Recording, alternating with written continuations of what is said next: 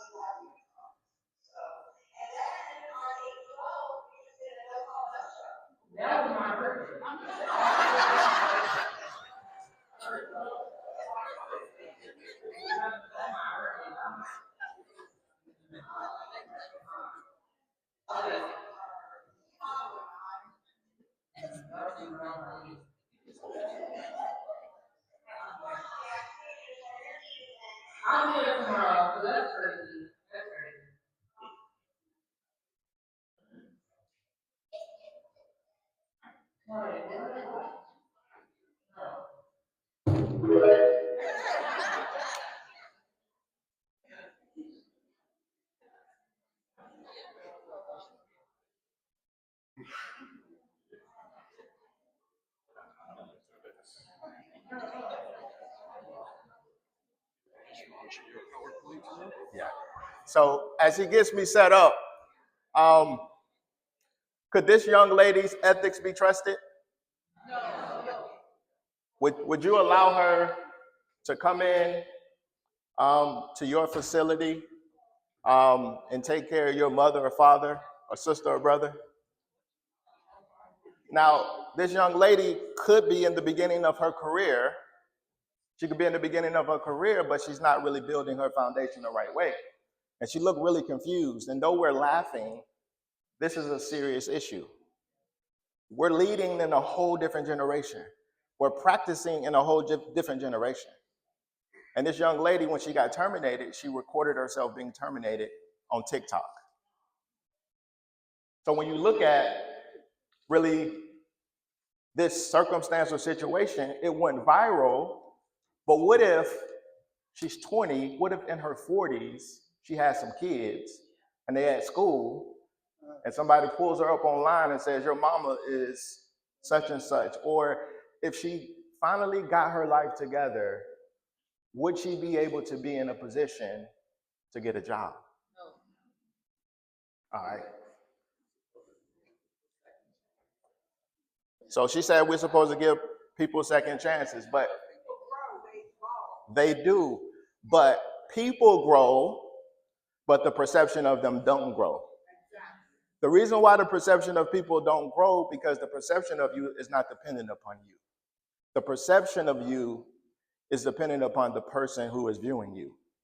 Now, Oprah Winfrey has a quote that says, when you undervalue what you do, the world will undervalue who you are. So because she undervalued what she did at that job, for as long as she is an adult, the world is going to perceive her a certain way. Stay with me. Now, when we think about this presentation today, let's see if I can get this right. Okay, it's turning here, but not there.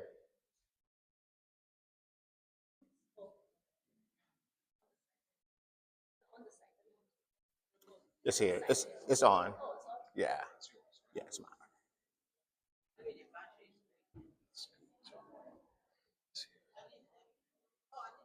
There it goes. Okay. Try again. Yep. Just go backwards and see if it's working. There you go. All right. So when we think about today, we have to think about our mission. So when we look at this young lady's encounter early on in her life, what we realized is she had no concept of a mission.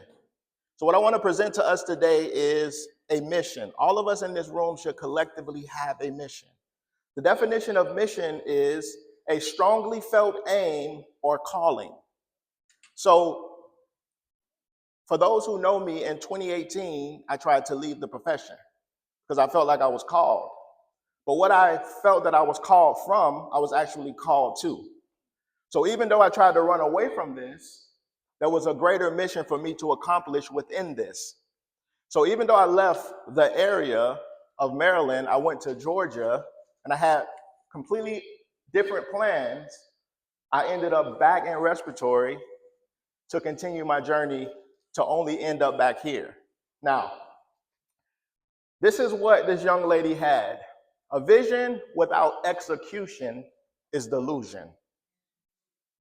How many of us are delusional today? All right. All right.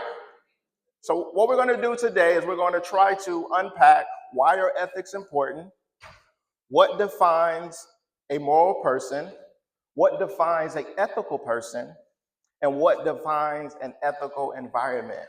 Because what you are going to see is how we're going to go from just a vision, our perception of the world, into tangible steps in order to get to the execution.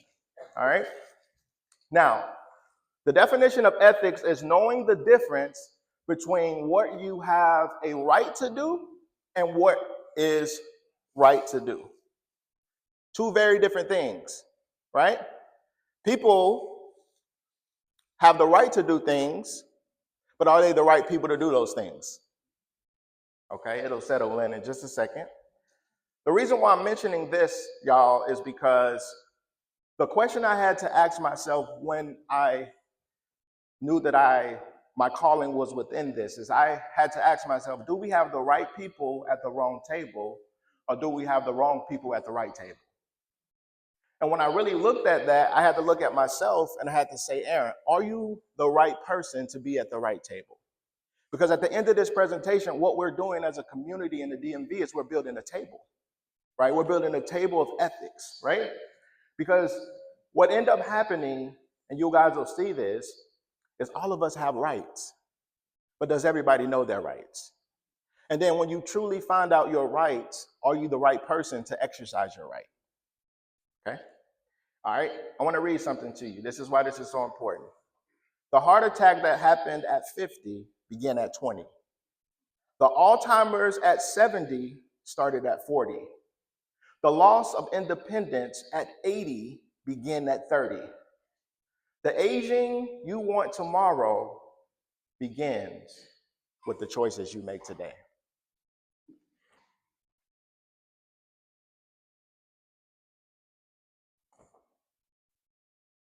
Okay? I don't know what it's doing. It's changing on here. It ain't changing on there. So let me.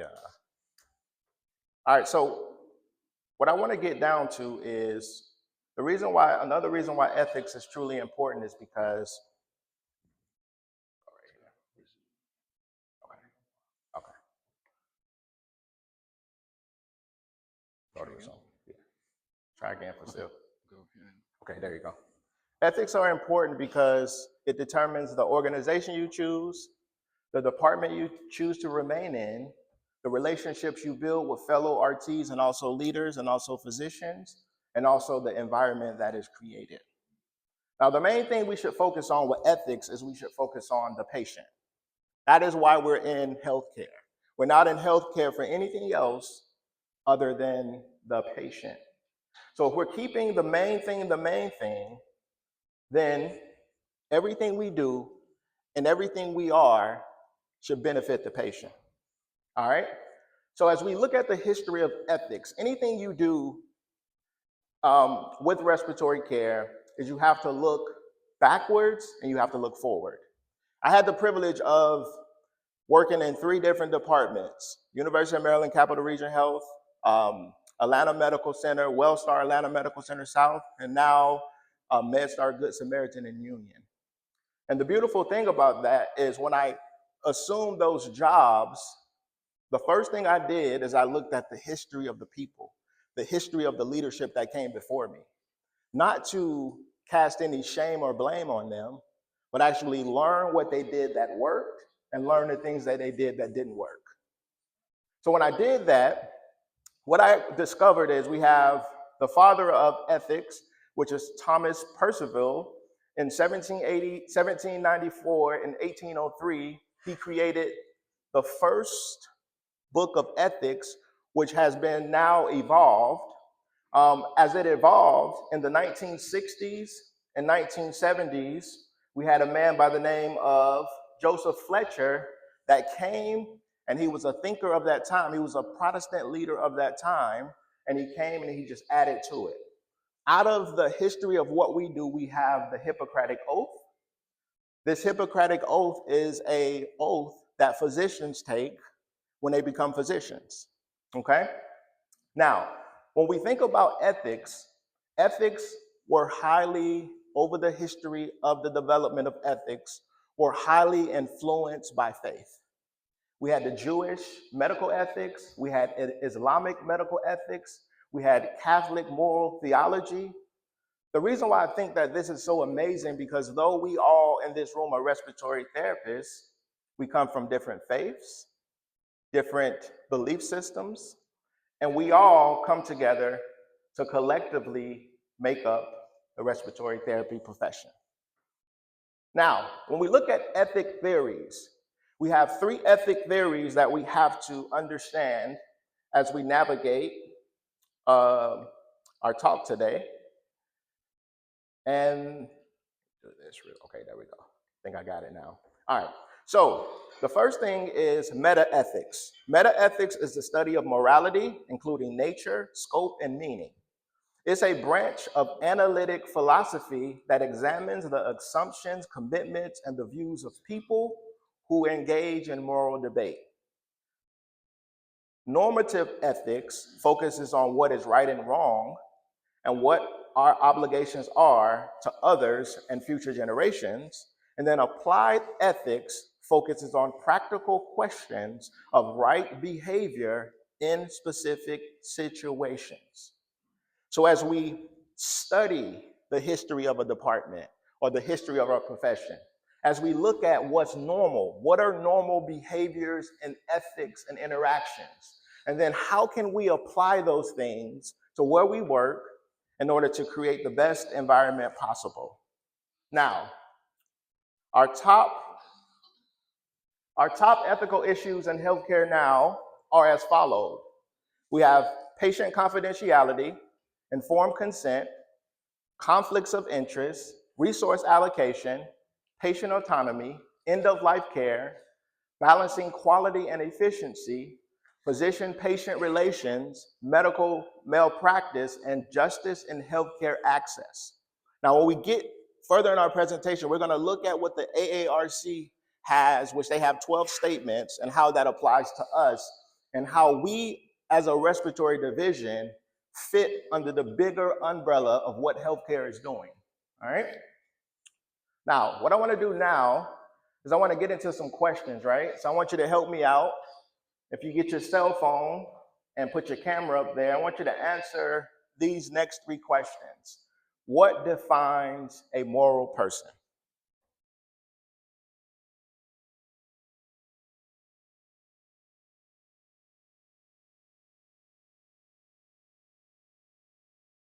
All right, I'll give you a few minutes.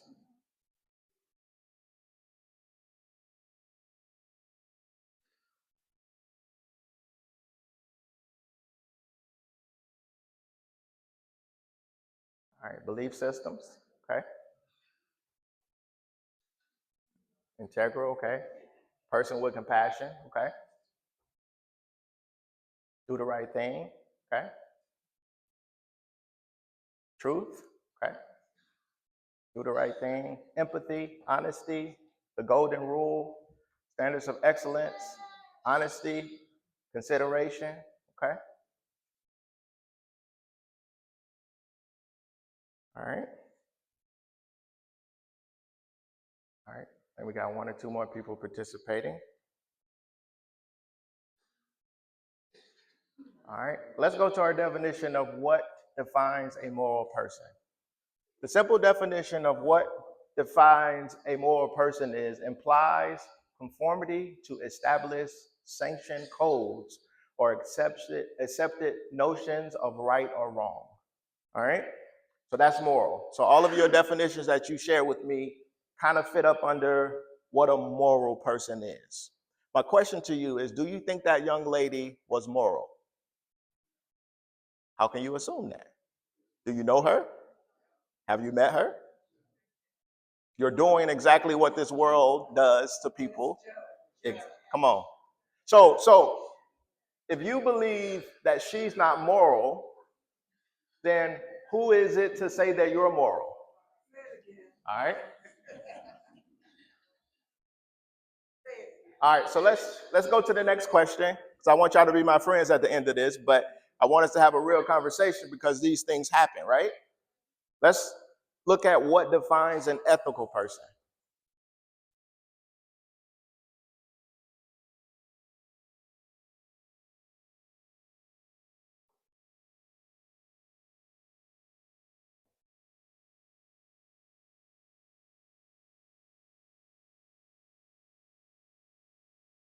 Fairness, honesty. Okay. Okay, good. Character. Yep. Respectful, honesty. Do the right thing. Okay.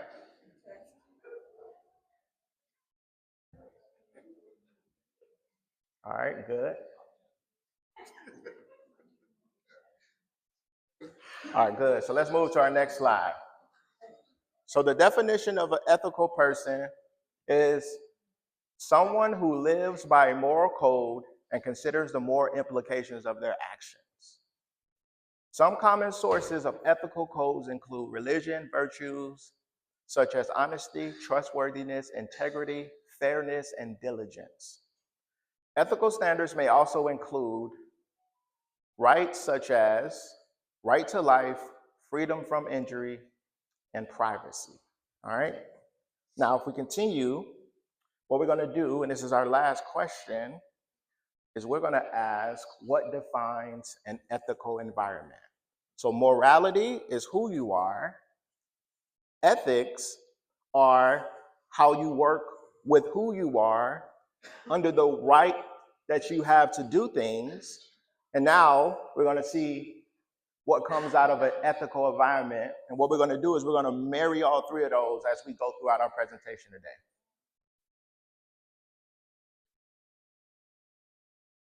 Freedom, the law of, okay. Clarity, okay. Positivity, okay.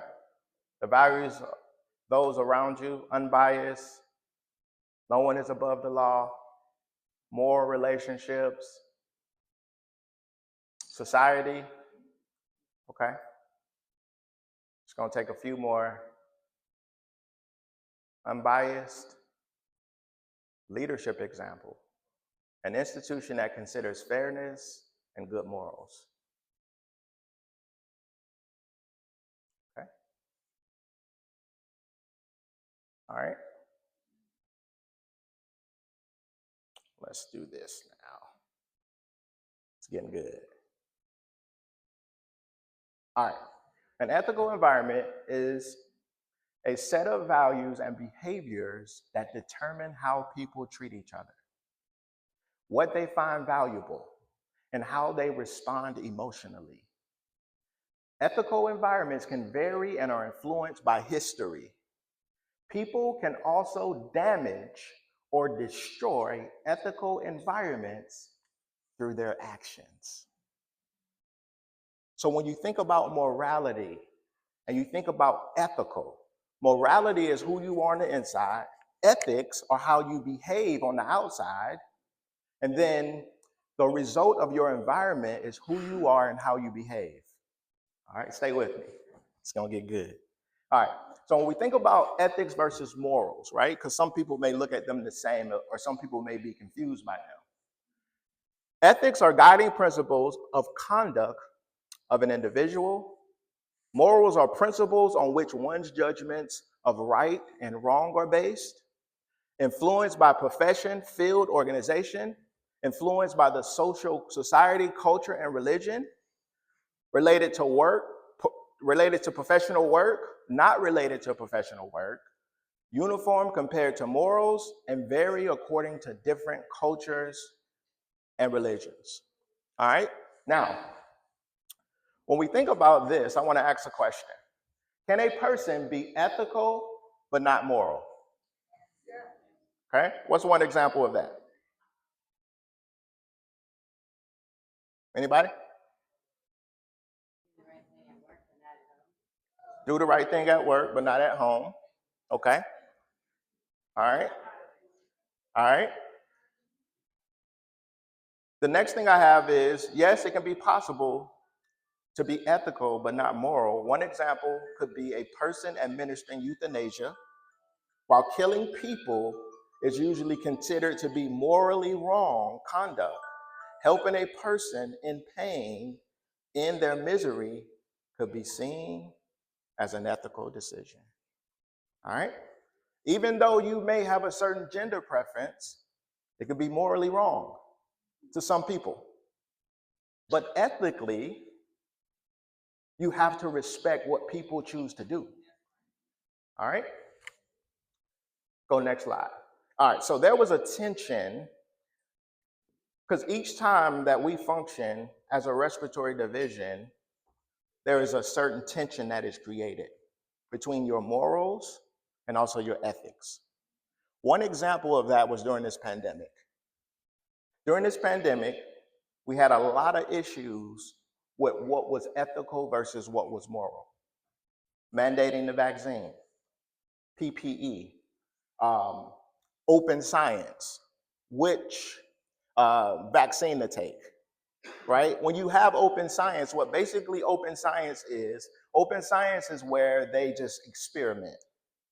You have the researchers that communicate with those in clinical, they do the research, they communicate, and then they create a policy.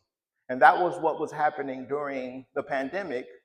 They was creating this drug, and then what they would do is they would not have enough time, not have enough study participants, and then they would make this public policy. A lot of the vaccines we took were created within weeks or months.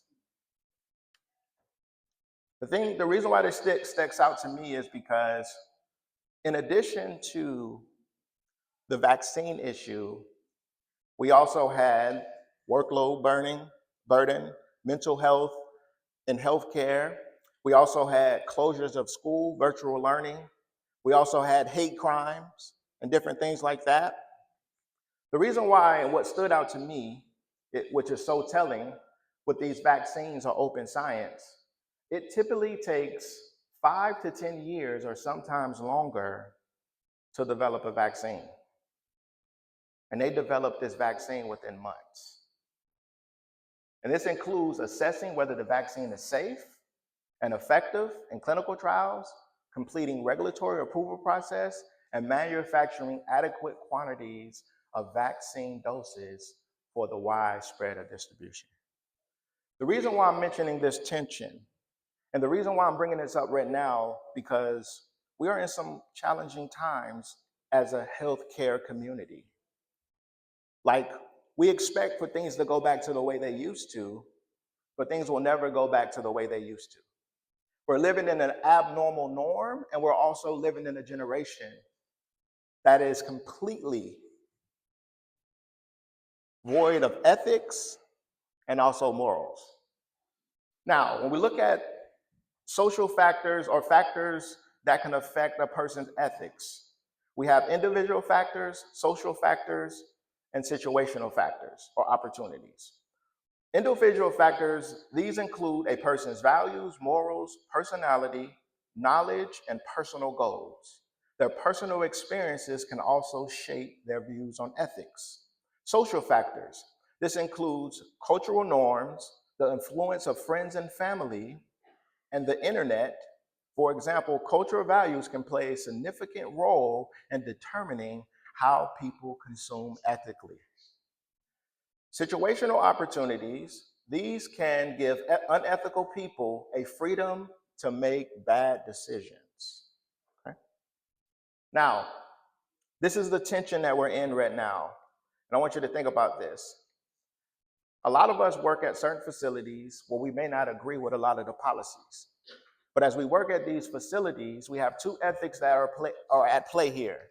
You have personal ethics, which refer to ethics that a person identifies with in respect to people and situations that they deal with in their everyday life. And then you have professional ethics, which refers to the ethics that a person must adhere to in respect to their interactions and business dealings in their professional life. In some cases, personal and professional ethics may clash and cause moral conflict. These are two examples. We have a police officer may personally believe that a law that he is required to enforce is wrong. However, under the Code of Conduct for New Zealand Police, he is required to obey all lawful and reasonable instructions to enforce that law unless there is good and sufficient case to do otherwise. A doctor may not personally believe that the course of medical treatment chosen by a patient is the right one.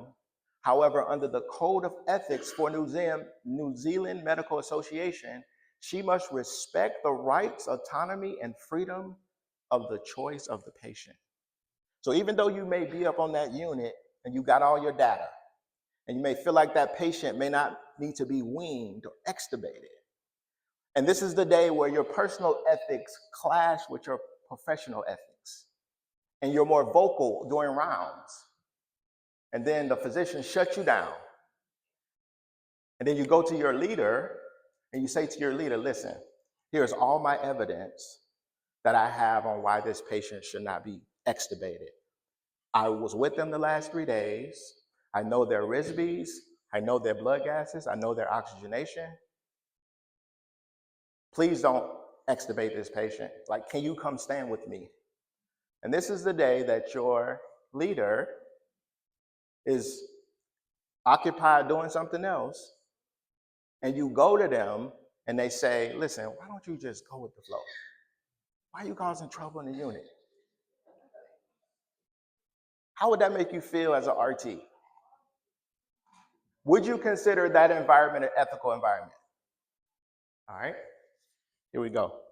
Now, according to the AARC, these are some of our code of ethics on our website. So if you want these, you can just go to our website. But we have to demonstrate behaviors that reflect integrity, support objectivity, and fosters trust in the profession and its professionals. Actively maintain and continually improve their professional competence and results it accurately. So y'all, listen, what I'm basically saying, and as a leader, what I try to encourage my RTs to do is don't depend upon me to back you, depend upon your professional ethics to back you. And what I'm trying to encourage us to do is if we all go to the website and we read these ethical statements, we can come to our ICUs now with more boldness. We can come to our ICUs not with an attitude, but we can come to our ICUs more professional. And as we come and we create data and we're more professional, we'll be able to get to another level. Now, stay with me. This is more of our federal ethical codes: promote disease prevention, wellness, refuse to participate in illegal and unethical acts, and shall refuse to conceal illegal and unethical and incompetent acts of others.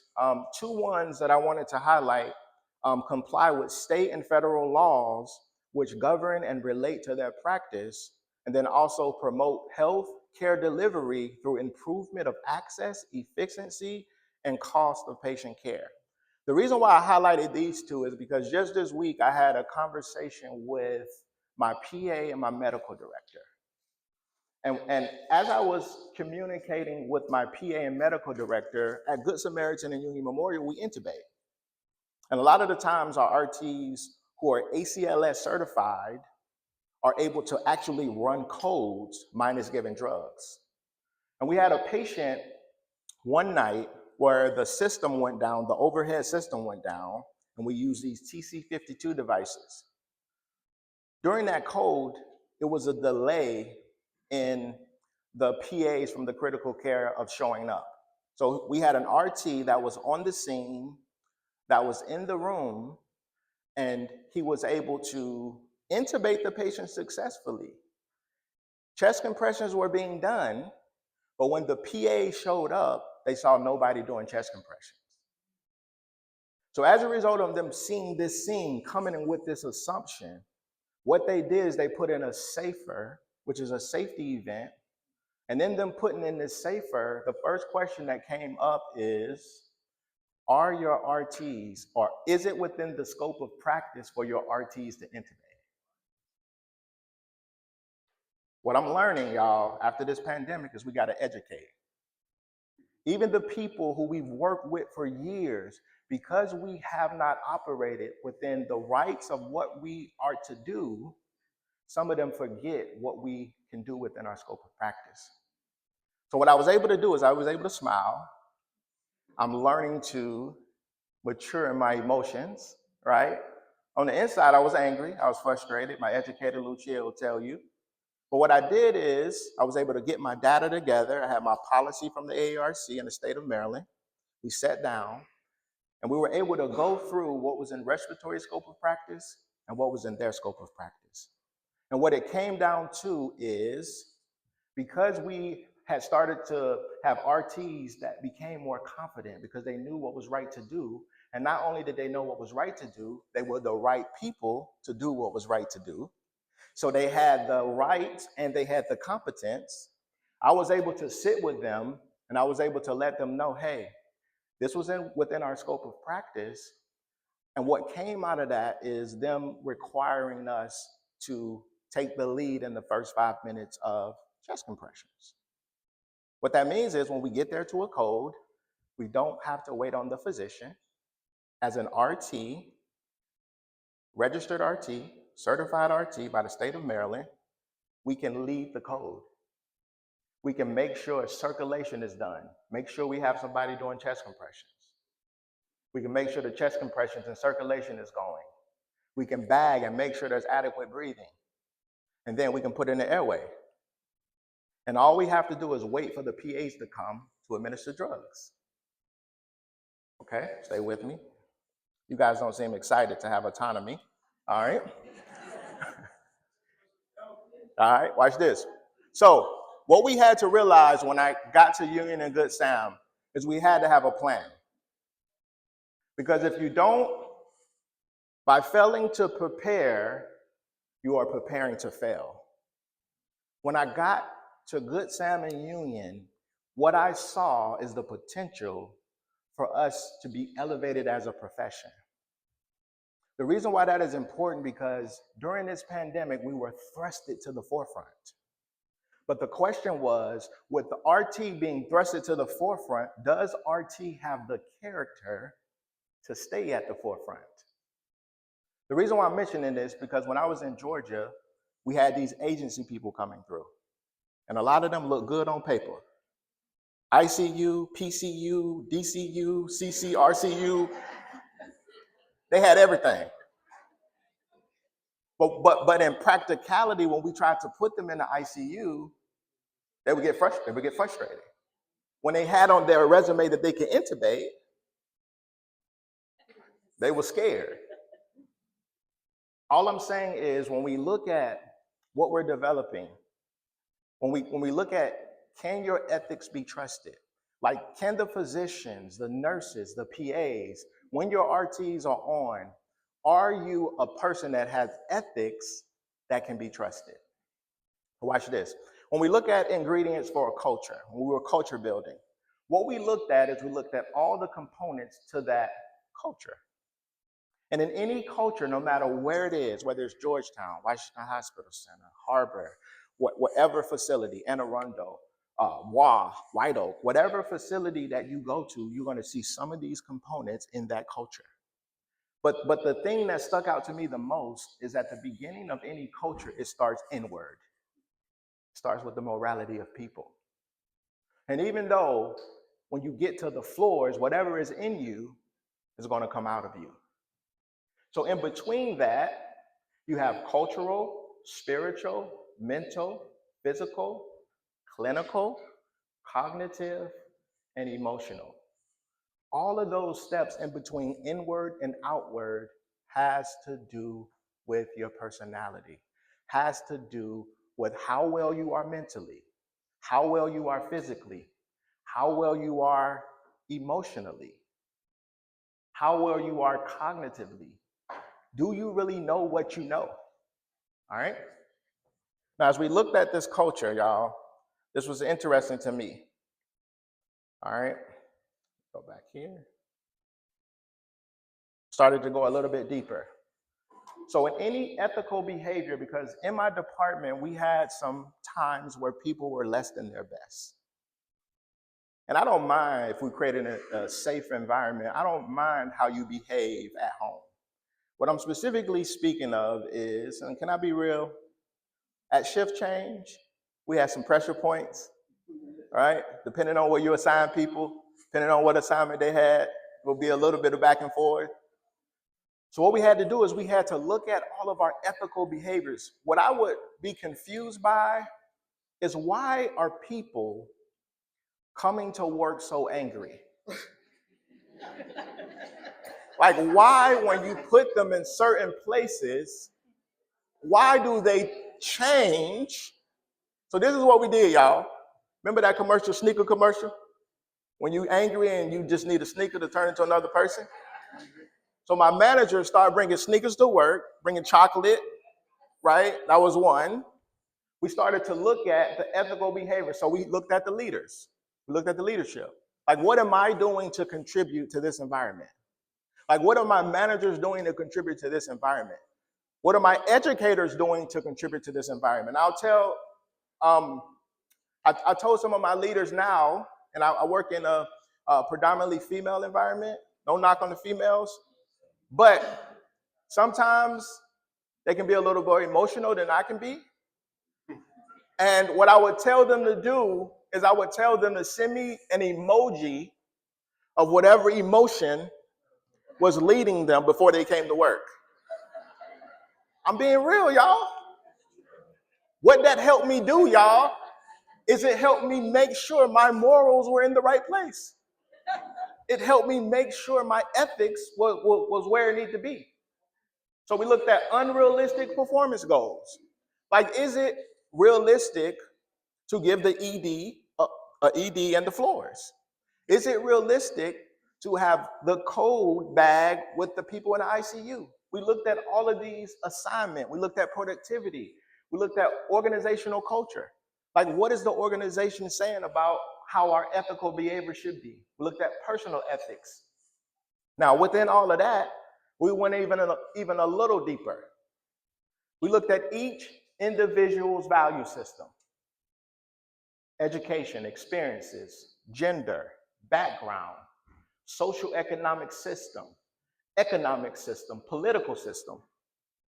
Like, y'all, for real, since we have a election coming up, there's some tension within our departments.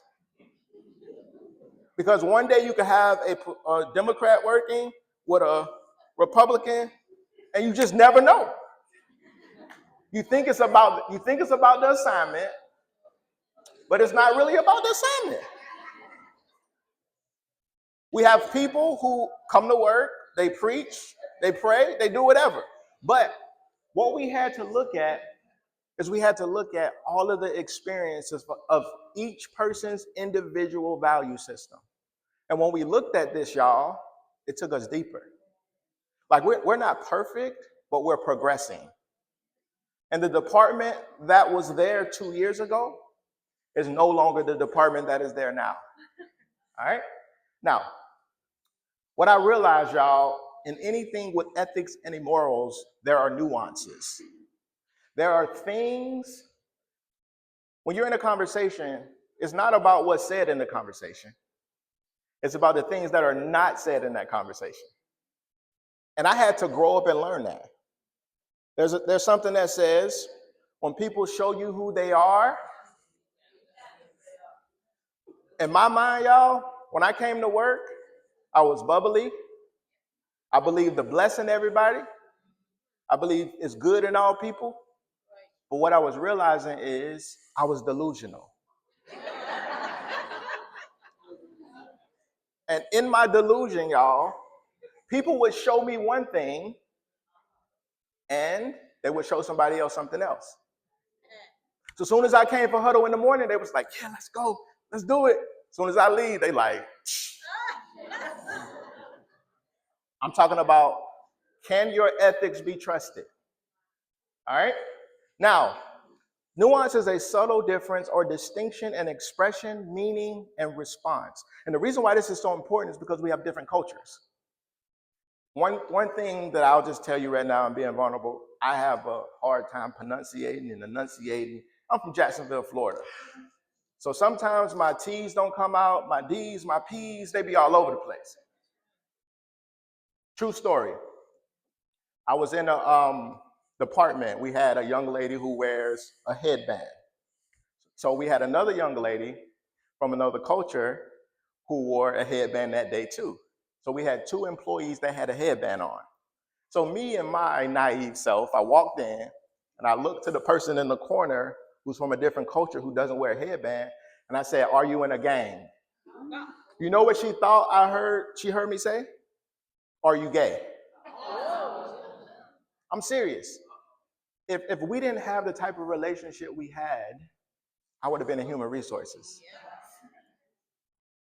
From a statement where it was supposed to be a joke, but it could have went south really quick. So we sat down at lunch and I was like, "Hey, what did you hear me say?" And she looked at me like, And then she began to tell me what I actually said. And I was like, "Thank you so much. Thank you so much for caring about me enough to tell me and be honest with me." The reason why that is important is because when I started to work on my morals and I started to bring my ethics to work to apply them, we were able to have secret sauce to create an ethical environment where, though you may say something to one of your staff members that you think it's a joke, they'll take it a different way. And if we didn't have an ethical environment where people were more free and honest and open, and they didn't have trauma bonds, and they didn't have the uh, Peter Pan syndrome. Do y'all know what those things are? You know what Peter Pan syndrome is? Peter Pan is when you have an adult that acts like a child and they will never act like an adult. Trauma bonds are when you have people who come to work and they only are friends when they're angry about the assignment, or they're only friends when they feel like both of them are being mistreated. But on any other day, they don't like each other. Am I being too real? I'm just talking about, can your ethics be trusted? We're trying to get to another level as leaders, right? Now, here we go. As I continue my presentation, this is what we did. Remember, in the beginning, it says vision without execution is delusion. So what we were able to do is we were able to create these vision statements. The vision statements we created, and my team will tell you, a lot of the mornings I get up at 3 o'clock in the morning, I'm not just working out, but I'm walking, I'm reflecting, and I come with a message the next morning, and they're like, what's wrong with you, man? So when I was walking one morning, I got this statement. I said, how can I create morality? How can I create ethics in my department? How can I create an environment with vacancy rates of 50%? How can I attract people to do more work for less money? The reason why I'm saying that, y'all, let's be real. Look, those agency rates were popping. Can I get a witness? Let me tell y'all what I did. When I was in Georgia, when the agency was at its height, and when other leaders were losing people, I went to all my key people and I said to them, are you going agency or not? They was like, yeah, I'm going agency. I said, well, let's work out a deal. I said, what schedule would you want for 3 days? Give me that schedule, and then you can go work agency the other 4. So what we were able to do is I was able to build partnerships with people where they were working 7 days a week anyway. I'm just keeping it real. What I was able to do during that time is I was not able to lose any good people. But what happened was towards the end of the pandemic, when things were starting to slow down, when the agency rates were not popping anymore, I had to create an environment that was attractive for people that were looking for a home to come work in. So what we did is I said, okay, if we can believe different, then we can experience different. So what ended up happening is we created steps in between the belief and the experience. So what you believe, you speak. Or what you believe, you think. What you think, you speak. What you see, that's the way you move. And the way you move is based off what you're going to experience. So as we did this, y'all, the first thing we wanted to do is build relationships, genuine relationships. Building relationships is not about transactions, it's about connections. So what we were able to do is we were able to build positive connections with all of our care partners. But we had to start at home first. And we had to start with these 2 hospitals, all right? Now, what I realized, if we have relationship and we have respect, then that equals results. I'm not just talking about clinical results, but I'm talking about money. Because people won't value you unless you value yourself. So when we came together as both hospitals, we were able to implement more compensation. We were able to implement a clinical ladder, and we were able to provide an opportunity for our RTs to take advantage of all the money that was already within our system. All right? When employees know that their actions are guided by rules and procedures, they perceive an absence of conflict within them. Find more work meaningful and display positive attitudes and behavior in the organization. So what I realized is when you give somebody something that means something and they can shoot for that instead of worrying about the assignment, when you can keep their mind focused on the main theme, the conflict within them, the morals within them will be challenged. And as a result of those morals within them being challenged, they will find being a respiratory therapist more meaningful. They will display positive attitudes and behavior in the organization. When I got to Good Salmon Union, we had people that were there that were beat down. We had people that were there that were not respected, were not valued for their opinions. And as a result of them not being valued with their opinions, they didn't know if they were going from the left or the right. So this is what we did. We built a framework. The framework we built is accountability, presence, communication, and competence. We said, okay, if you want to be respected, you got to show up to work on time. You can't complain about your assignment. You got to do bedside shift report. You got to show up. You got to be dressed appropriately.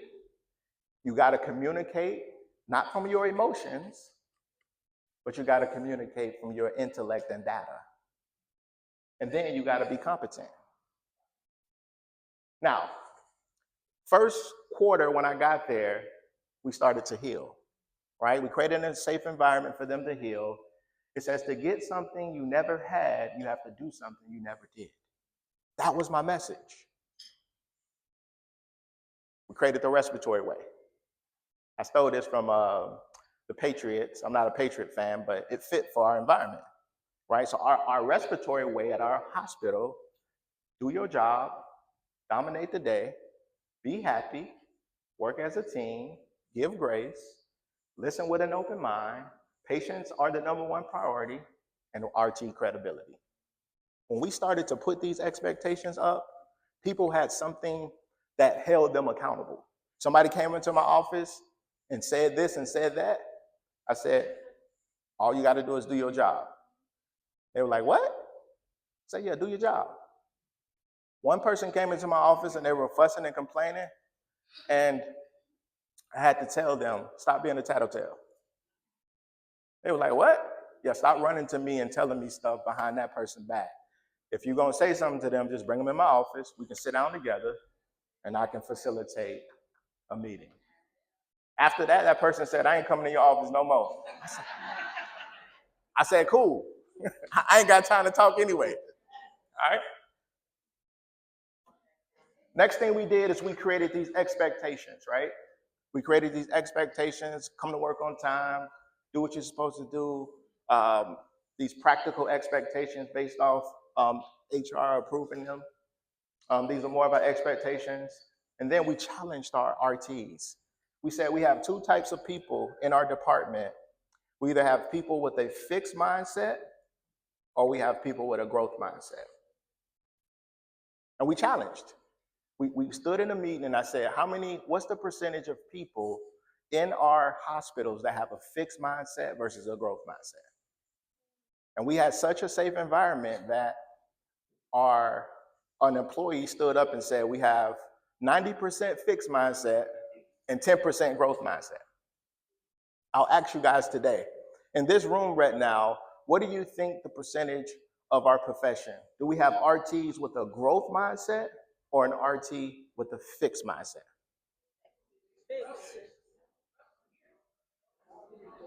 So what do you think the percentage is? Yeah? Yeah?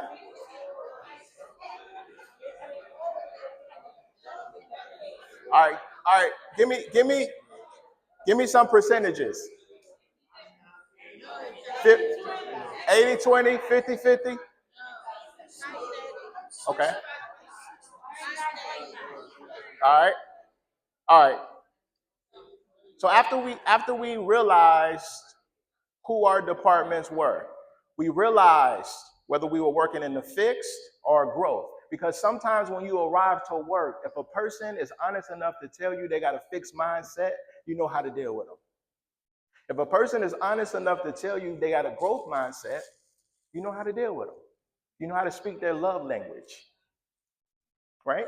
Now, what we did is when we come to work, sometimes this could be your plan coming to work, but the reality is That's what you're dealing with. This is a question I ask, and I'll ask you right now. The emotional issues we deal with within our departments may not be because you're wrong, but because the department in which you work in is wrong. I had to ask myself this question. Do we have policies and procedures that favor our RTs? Do we have the autonomy we need to favor our RTs? As we did that, we looked at emotions versus reality. As you look at the emotions versus the reality in your department, what it does is it gives you an opportunity to get out your feelings. Like, what support you need? Is it fair? Is it about your assignment? Are you competent? Is it about a competent thing? Because everybody don't think everybody's smart. So once we dealt with our emotions versus reality, then we were able to realize how you do anything is how you do everything. Like the person you are at home is the person that you are at work. You know what I said, man? You know when I really got my life right? Is when I was at home with my kids and I was having a good time with them. And I said to myself, if my kids came to work, what would my staff say about me? What would my colleagues say about me? That hit me because I never want my son who thinks I'm his hero at home to get to work and them to say, your dad's lazy. Your dad is a womanizer. Your dad, he don't know how to talk to people. Your dad actually kind of crazy. Or tell my son, hey, your dad got Peter Pan syndrome. Like he act like he your daddy at home, but when he come to work, he act like you. And that really changed me. And then people will forget what you said. They will forget what you did, but people will never forget how you made them feel.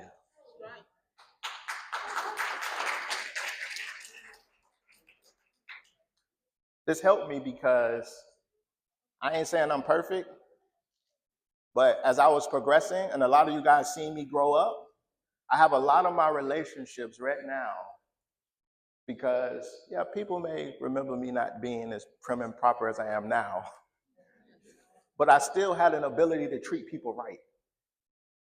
All right, here we go. Since August 2022, we had 51 new hires oriented and trained between both of our facilities. Out of that 51, we had about 20 full-time and part-time employees that we trained because we started to have ethics that could be trusted. When we developed those ethics that could be trusted, out of this 2-year span, out of the 20 full-time and part-time people we hired, we only lost one person.